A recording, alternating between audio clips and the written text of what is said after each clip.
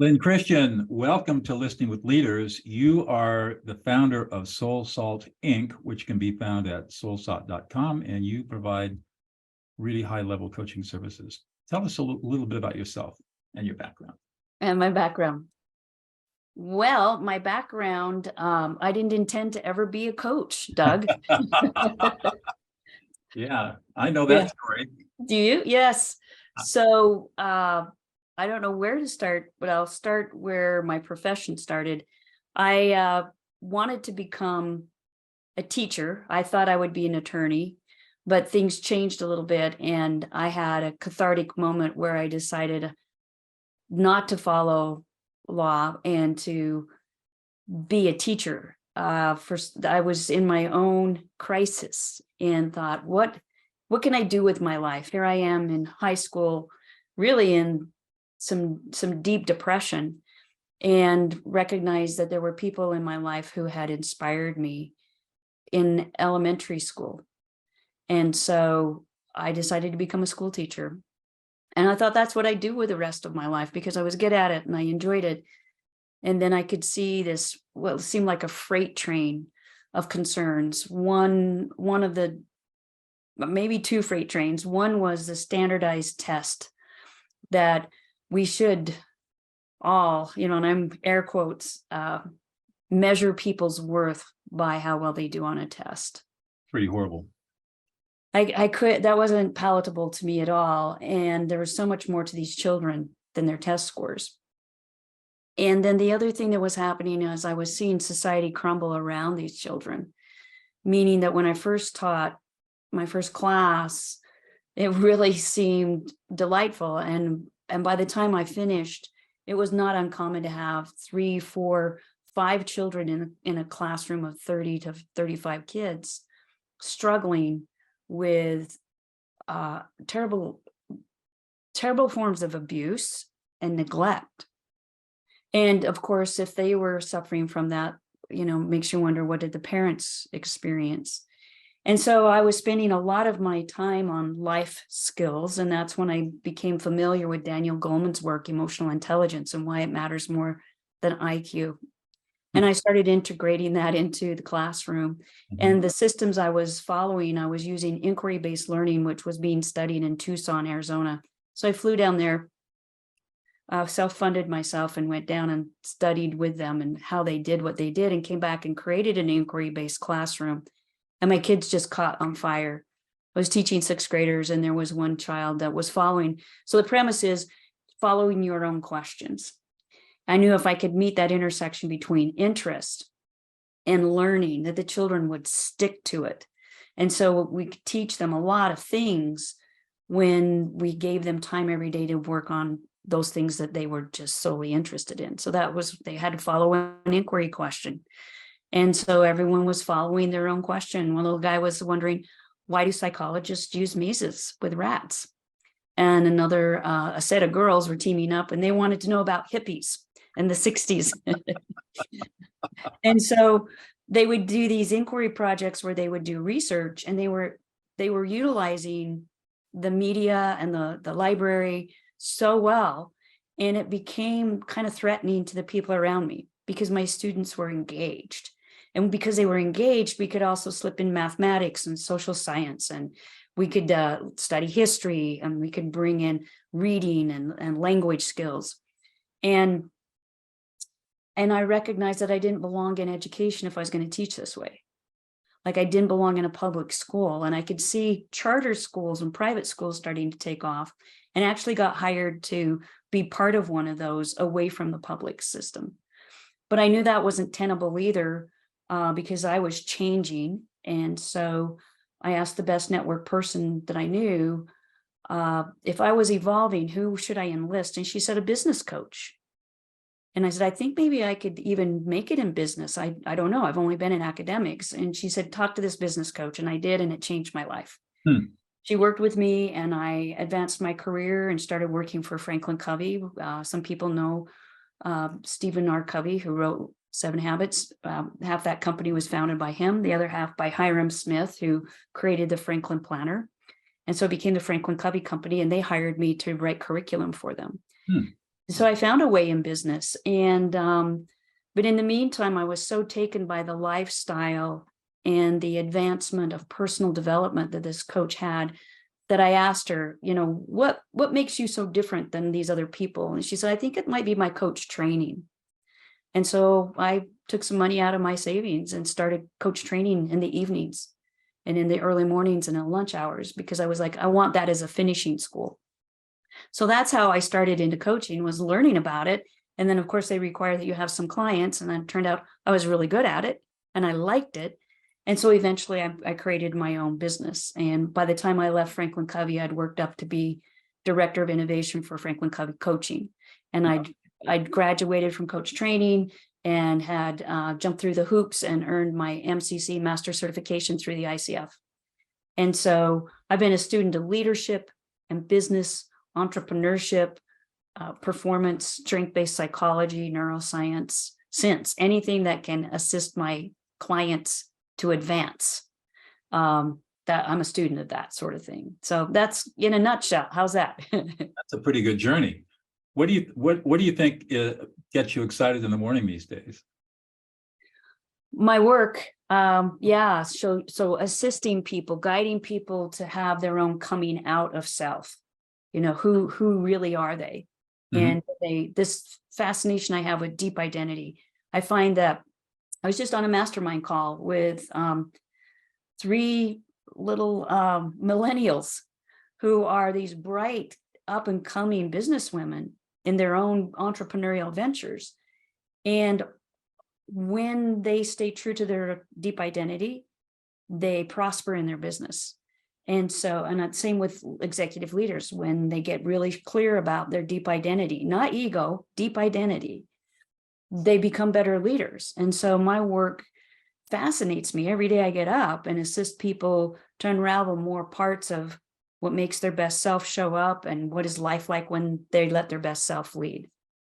What is it about yourself you think that's unique, that you bring to the table that other people, other coaches, for example, don't have? Well, I think there are a lot of really great coaches. One of the things that sets me apart is I'm a total advocate for the client, not afraid to throw the bullshit flag when needed. And I'll be somebody who will challenge you, always asking you to stretch at some point, sometimes asking you to pace yourself back a little bit because we can see exhaustion coming on. So I'm somebody who's typically fairly in tune with the people that they're working with. And my work is one part art and intuition. I have a TEDx talk on the head, heart, and gut wisdom. I went to Australia and studied with Suzalu and Oka about how to hear the wisdom of the inner soul. That's why my company's named SoulSalt. Clients named my company based on their experience with me. And so I can bring this almost esoteric spiritual side of assisting a person to let them be seen and heard and to be themselves. And then I am in a position to apply the science that I've studied of strength-based psychology, the latest information about life leadership, the reflected best self kind of research. And you put that together and there's something that's one part art, one part science that I haven't seen anybody else do. Right. Interesting. Well, that's interesting. I had a parallel journey. I was a trial lawyer for 22 years. And I went back to school mid-career and earned my master's degree in peacemaking and conflict studies, and left the practice of law in 2000 to become a peacemaker. And my entire practice is based on neuroscience, how our brains process peace and conflict and emotions. Right. I'm really focused on emotions these days, because that's really what I found is that if we focus on building emotional competency, which I distinguish from emotional intelligence, people's lives fundamentally transform. True. And yeah. I'm able to acid test that for the last 13 years in maximum security prisons. I was a co-founder with my colleague Laurel Cobb for the Prison of Peace Project, and we teach life prison long-termers how to be peacemakers to stop prison violence. That's amazing. It's all based on our entire curriculum is based on neuroscience. and we get remarkable results. We've had, Yeah, you do. When you follow the science, it's pretty, yeah, it's bulletproof. I don't know what your thinking is on this, but I see a lot of people out who still use old techniques and old ideas, not based on science, that don't work. And I just sort of shake my head. I mean, what's your take on that? Well, I think there's a lot of, especially in this information age, and this is just my personal opinion. I could be so off of from where the masses are. My observation is there's a lot of pop psychology still going on, if I could call it that. That's kind of an archaic term, but you know what I'm talking about. And they hear one person say it, another person say it, and instead of going to a source and finding something, they throw it out. And for instance, let's talk about gratitude. Gratitude is a practice that we know has many health benefits, it can influence longevity and the quality of life, the way you feel about your life. We have that documented now in science. A lot of people are still saying, get up and do your gratitude practices, all the things you're thankful for, touch your heart. And while those things probably do influence your quality of your life, what the hard science says is it's not so much about you feeling gratitude for the things in your world. It's how do you receive someone doing something for you? How do you receive when someone says thank you? How do you receive when someone tries to give you something that means something to them? How do you handle that? If you can do, and there's a protocol even for it, how do you identify what you feel about that? Back to this notion of feelings, Doug, I think you're really onto something. How does that make an impact on your life? And can you acknowledge that?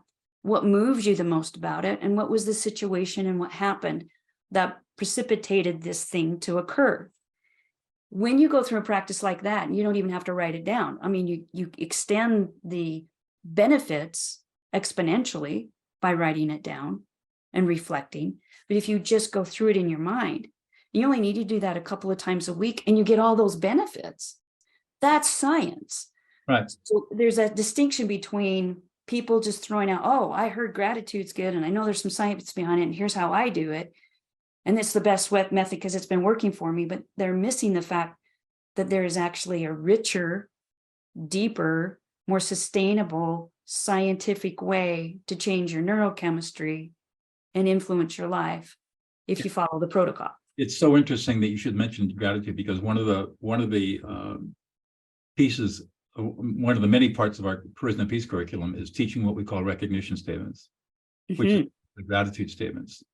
And it's a very specific formula, exactly the way you described it, that we teach our students to utilize. And along with everything else, it's a profoundly different experience for people who are serving long-term and life sentences in prison to exercise recognition or gratitude statements. You wouldn't think in prison that would be important, but it's critical. It's critical for their lives.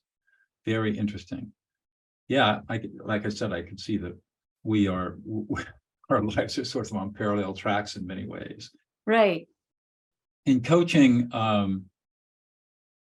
it's interesting that you read Daniel Goleman's book way back when, I think it was 95 when that book came out. Yes, as soon as it came out, I had it. Have you ever gone back and looked at the academic work behind all of that? Yes, and in fact, I read Antonio Damasio's book. Which one? And so, yes, the one that came out about the same time. I'm trying to remember the name of it. I have it on my shelf downstairs. The Card's Error. I think that was one of the early ones. Yeah, Damasio is incredibly influential in my thinking. Yes, because he was the first one that alerted me to the idea that we are primarily emotional beings, not rational beings, with his somatic. So he called it his somatic marker theory. Yes. And all of a sudden, I began to see that in my world, because I deal with conflict, that all conflict is emotional. Yeah. And conflict behavior is just emotional behavior. And it may be, it's going to be defined by the arousal level and the intensity level. But it's all emotional behavior. And as I now teach my graduate students, you can't solve an emotional problem with logic. It doesn't work, right? It doesn't. Yeah, the book in particular is The Card's Error. Okay. Yeah, I felt like those two books, Daniel Goleman, and literally, yes, you're right. Goleman stood on the shoulders of many scientific studies. Yeah. It was almost as if he got to harvest the fruit that had been planted and nurtured over the years and years and years through the social sciences. Right. And so, Yeah. The guys that invented the term, coined the term emotional intelligence were Mayer and Solovey, University of New Hampshire now. I think it's Solovey now is the president of Yale, and another guy, Caruso. And they were studying social intelligences, and they came across this idea of emotional intelligence and developed the assessment tool, which is now called the Meyer-Solovey-Caruso emotional intelligence test. And that's sort of the gold standard for assessing emotional intelligence. right. But it's interesting to see that I've read a lot of the literature, and it's interesting to see how the academics look at Goleman, not too favorably. No. But what he did, because he, I don't think he proclaimed to be the social scientist. What he did was take the work and make it useful and get it out. That's his great contribution, is bringing emotional intelligence out from academia and making it, throwing the concept out there for people to look at. And he's got a PhD. I mean, he's no dummy. No, he's smart, man. Yeah. He's a psychologist himself, or at least his degree, PhD is in psychology. Yeah. Yeah. So that's really important work. And the other thing that I talk about is I say you can't learn emotional intelligence, because emotional intelligence is a test, just like you can't learn IQ. But what you can do is learn emotional competency. And the emotional competencies, emotional self-awareness, emotional self-regulation, and cognitive empathy are the sort of the foundational skills. And if you can master those skills, then your emotional intelligence will increase. Right. So I teach those skills to people. And that's what I was doing too with my students, along with the inquiry-based learning. We were going through and learning these core competencies, if you will, of emotional intelligence, delaying gratification, self-soothing, the whole gamut. Mm-hmm. Empathy. Empathy. Have you ever heard the term affect labeling? Ever run across that? No, I haven't. Affect labeling is an affect labeling. Affect, AFFECT, not affect labeling. It's basically reflecting emotions rather than words. And it's a skill that I picked up in 2005 just by an epiphany in a very difficult mediation. And what it allows you to do is to calm any angry person in 90 seconds or less. That's the title of my fourth book, in fact. And a brain scanning study came out of Matthew Lieberman's lab at UCLA in 2007 that showed what happens when you listen to emotions instead of words. And essentially, when you are listening to emotions and reflecting them back to somebody, their emotional centers are inhibited and their prefrontal cortex is activated. Right. And it's very, very powerful skill. Yeah. Lieberman is, boy, I loved his book, Social. Yes, that was excellent, wasn't it? Yeah. Yeah, that also informed me about some of the flaws in our educational system, because he talks about the task focus system and the social or default mode system. And our educational system is all focused on task mode, and we spend no time in learning how to train the social brain. And when you were talking about your teaching, I was listening with great interest, because you were years ahead of your time, way ahead of core curriculum. Yeah. In terms of how you were bringing emotions into the classroom. Yeah, it wasn't a comfortable place to be. I tend to be a disruptor, and it was probably what students needed, but to the point where I literally had to leave education because it was so threatening to the other teachers, the way I was thinking about how we educate our young and what they needed beyond academics. Did they need academics? Yes. They needed the arts. They needed to study about other cultures, and they needed to understand themselves on an emotional level. They needed to have the ability to come to school and get some more parenting that they weren't getting at home.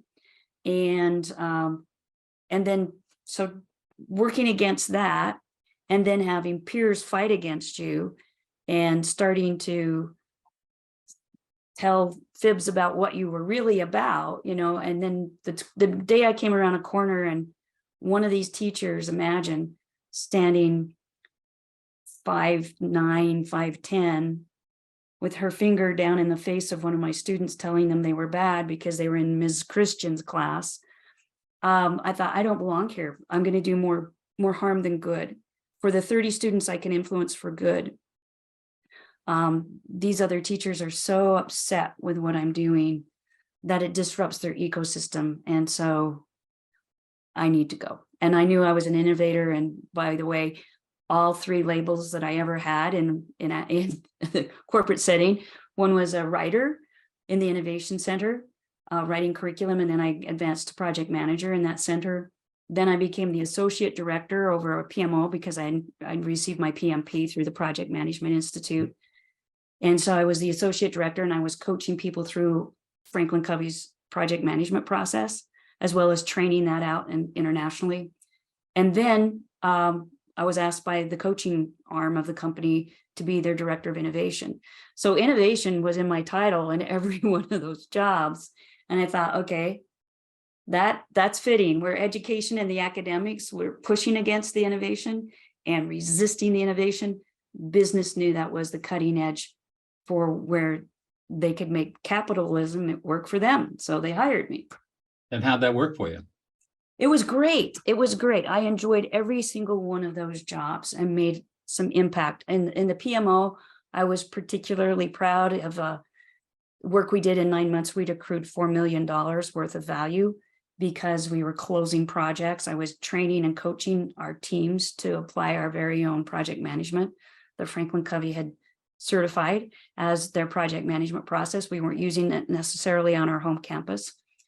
And then being part of the coaching group, there's just a part of me, again, that's an innovator and a disruptor. And I wanted to do my own work, and I wanted to be able to coach on my materials. I ghost wrote some things for Franklin Covey, and it just was time for me to do my own thing, so that I had that freedom, going back to what I wanted to do in my own classroom, bring out the soul of the child and let them become a better version of themselves. I do now with adults.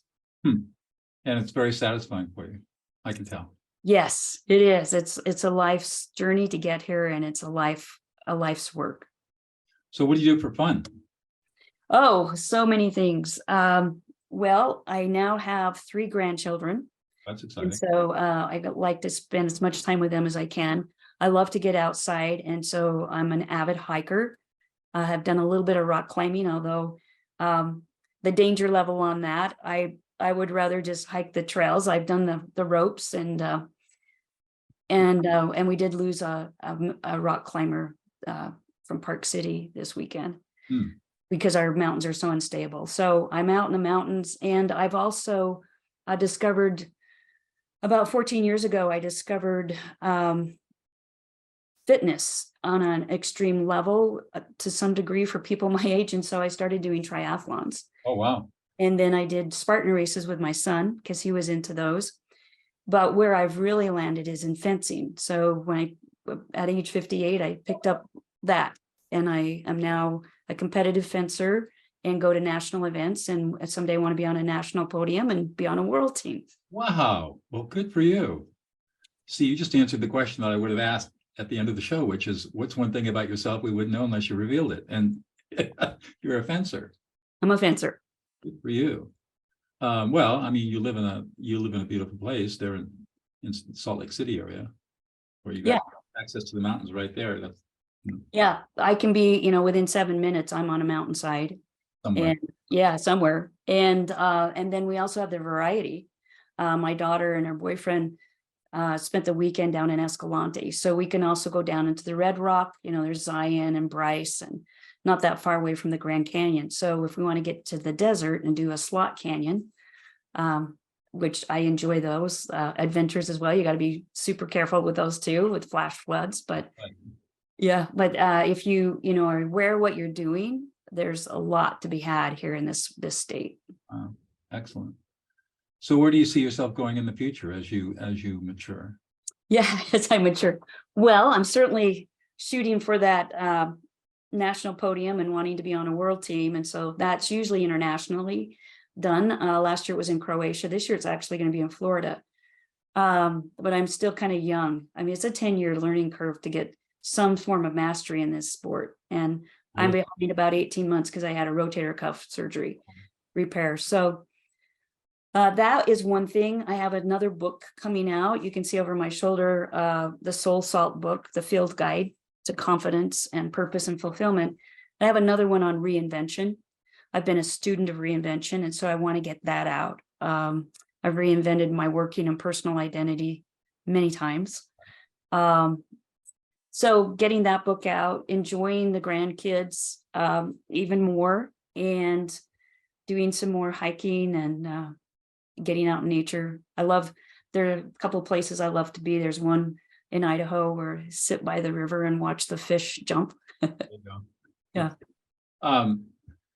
You said something that caught my attention about fulfillment in life. What do you think creates meaning in life for people? It's different for each person, typically. My best way to explain it is I work with people and I'm just a witness on the sideline of some people. I can't say it's universal, is almost a convergence of their inner plumb line, a core value system, or an inner plumb line that helps them know the difference between yes and no, hell yes and hell no, if I can use those words. Mm-hmm. And beliefs and philosophies that they have adopted for themselves and that they have accrued because of their own wisdom journey. I feel like there's almost a spiritual sense to it for some people. And it can also be something that converges, say, their superpowers or their strengths, what Gallup and Marcus Buckingham have done with strength-based psychology. Yeah. And so it's basically, in my mind, a convergence of those things. It's also influenced by how somebody measures success in their life. And I always have a possibility practice. That's something unique that's outlined in my book. It's also an element of possibility. So there's some potential, personal potential in that. And meaning comes from something that has that inner wisdom line being plucked and tuned into. So it's really an art sometimes to assist somebody and facilitate somebody to find it. Right. Because the one thing I will not do is tell somebody what their truth is. Right. I can guide them to places where they can excavate and find it. And then I might hold them responsible for doing something with that information. But I will not tell you what your truth is. It's not my place to do that. So what advice do you give to young people today? We live in a very turbulent era, and it must be, I can't even imagine what it'd be like to be a 21 or 22-year-old, maybe coming out of college, and say, what do I do with myself? Yeah, so I think it begins with finding out who is myself. Because once you understand some of these components, then it turns into an experimentation and a discovery process. It's not like sitting down and pondering and coming up with a target and then spending the rest of your life trying to hit that target. Right. It's more like sitting with yourself. Something hits you that you want to try, you experiment, you sit back and say, how did that work? It's an iterative wave of innovative experimental activities that tell you this is good for me, this is not good for me, this resonates with me, this does not, and putting you in experiences that stretch you and also putting you in experiences where you learn to self-manage. It's a convergence of many things, and once you do that, then you also need to be open to the fact, and this is how I define success. I defined it for myself when I was coming out of the closet the first time, and discovered that what I didn't have that I really wanted and needed were people around me who had open minds and soft hearts. And so my own metric for success is I always ask, how soft is my heart right now and how open is my mind? That comes with practice. And so once these young people discover something about self and things they want to place on their map of this is an endeavor, this is a degree I want, or this is an adventure I want, or this is a job that I want, then allowing them to know that maybe in 10, 7, 12 years, they'll want to reinvent that. That's right. And so being progressive and evolving, being a generative human being, I think is something I would tell them, and tell them that life opens up. Your soul opens up in the 40s, but your greatest achievements might not come till your 60s. And I'm living proof of that. Me too. Well, thank you so much. This has been a really interesting conversation, Lyn. I really appreciate you taking time out of your day to be with us. Thank you, Doug. I have one question for you. Absolutely. If I or your listeners were to read just one of your books, which one would be the one to start with? Good question. If I have to say, it depends. Typical lawyer answer. If you want to learn about how the law does not address human conflict in a very good way, read my first book, Peacemaking, Practicing at the Intersection of Law and Human Conflict. And I wrote it as a textbook, but it's accessible to anybody. And it basically lays out the theory of human conflict, looking at it from all directions, including religion, it's the first book, one of my chapter 7 was the first piece ever written on the neuropsychology of peace and conflict. And so that's good. If you're really interested in why international agencies are support peacemaking and making agreements, read Elusive Peace. It's a critique of the international diplomatic corps' inability to learn modern conflict resolution techniques and the disasters that flow from that. And in particular, I do look at case studies, in particular the Kenyan election crisis in 2008, 2009 that Kofi Annan completely blew apart. Yeah. And then my last book is, if you want to stop fights and arguments forever in your life, get my fourth book, De-escalate, How to Calm an Angry Person in 90 Seconds or Less. And you will learn the foundational skill of life that we talked about earlier, affect labeling, that will literally allow you to stop ever having a fight or argument with anyone on any subject ever again. You'll know exactly what to say, how to say it, and when to say it, no matter how intense the situation. Sounds good. Sounds like good wisdom. Thank you for that. You're welcome, and thank you for asking. Yeah. Well, it's been a delight to meet you. So I have really enjoyed the conversation. Thank you. I'm going to